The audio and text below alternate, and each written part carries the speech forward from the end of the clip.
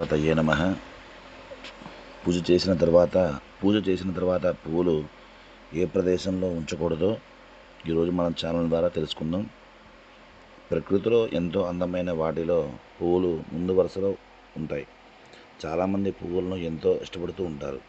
పువ్వులు ఎంతో స్వచ్ఛంగా, పవిత్రంగా వికసిస్తూ అందరినీ ఆకట్టుకుంటాయి.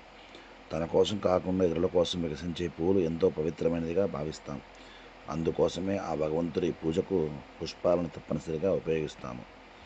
ఆ దైవానుగ్రహం పొందాలంటే స్వామివారికి ఈ విధమైనటువంటి పుష్పాలతో పూజ చేయడం వల్ల స్వామివారి అనుగ్రహం పొందవచ్చునని తెలుస్తుంది.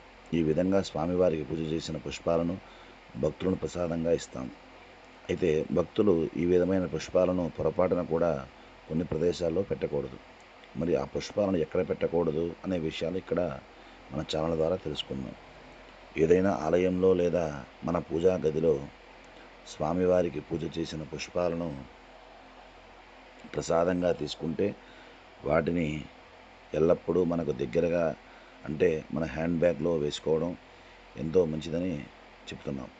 ఈ విధంగా ఆలయంలో చెడులు ఎల్లప్పుడూ చెడు శక్తులు సమీపించవు. ఇవి రక్షణ కవచంగా ఉంటాయి. ఎందుకంటే పువ్వులు చాలా పవిత్రమైనది.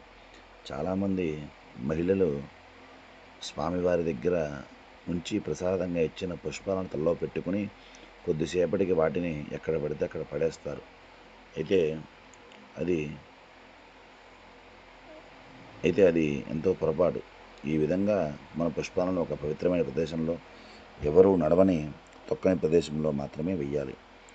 ముఖ్యంగా వివాహితులు స్వామివారి సన్నిధిలో తీసుకున్న పుష్పాలను పెట్టుకుని పొరపాటున కూడా పడక గదికి వెళ్ళకూడదని శాస్త్రం చెప్తుంది. దైవానికి ఎంతో భక్తి శ్రద్ధలతో సమర్పించిన పుష్పాలను ప్రసాదంగా తీసుకున్నప్పుడు వాటిని ఎంతో పరమ పవిత్రంగా భావించాలి. అదేవిధంగా ఎంతో పవిత్రమైన ప్రదేశాల్లో మాత్రమే వాటిని ఉంచాలి. స్వస్తి. ఇటువంటి మరెన్నో మంచి విషయాలు తెలుసుకోవడానికి,